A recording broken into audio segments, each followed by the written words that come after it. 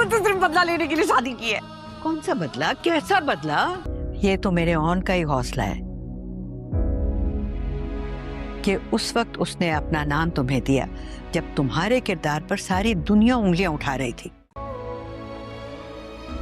उसकी बातों को सीरियस लिया होता तो ये ताल्लुक शादी के कुछ घंटों में खत्म हो चुका होता।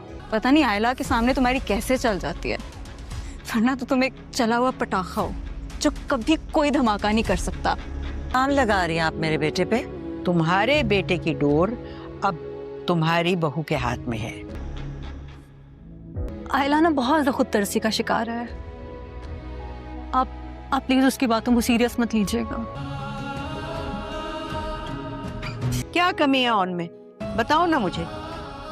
बीजान, वो मेरे बाजी की नाजरीन, आप देखेंगे कि आयला को बीजान समझाती हैं कि तुम बेवकूफ़ी मत करो, लेकिन आगे से वो इस बात पर बर्जिद होती है कि आप जानती हैं कि उन ने मुझसे सिर्फ़ और सिर्फ शादी बदला लेने के लिए की है, इसके अलावा कुछ नहीं। इस पर वो कहती है कि कौन सा बदला था। वो कहती है कि वो मेरे माजी के बारे में सब कुछ जानता है, इसलिए मैं नहीं चाहती कि मैं उसके साथ रहूँ। इस पर उसकी दादो कहती है कि उनके ये ज़र्फ़ था कि उसने उस वक्त तुम्हारा हाथ थामा जब तुम पूरी दुनिया तुम पर थूक रही थी, लेकिन तुम्हें कोई एहसास नहीं है।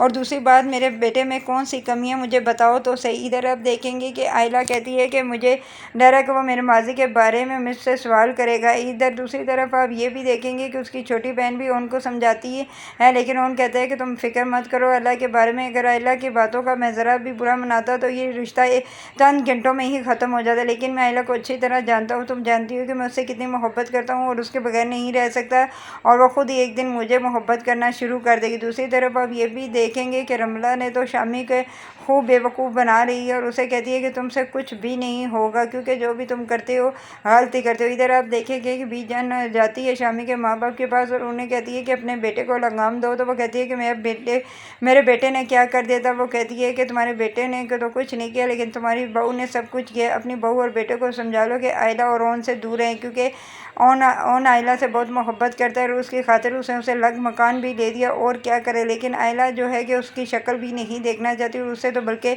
नफ़रत करती है। ये सब कुछ जब रमला सुनती है तो वो खुश हो जाती है, क्योंकि रमला तो यही चाहती है कि ओन के साथ उसका कोई ताल्लुक़ ना हो और ओन उसे तलाक दे दे और मैं उससे शादी कर लूँ शामी से तलाक लेकर। ऐसा कुछ भी नहीं होगा। एक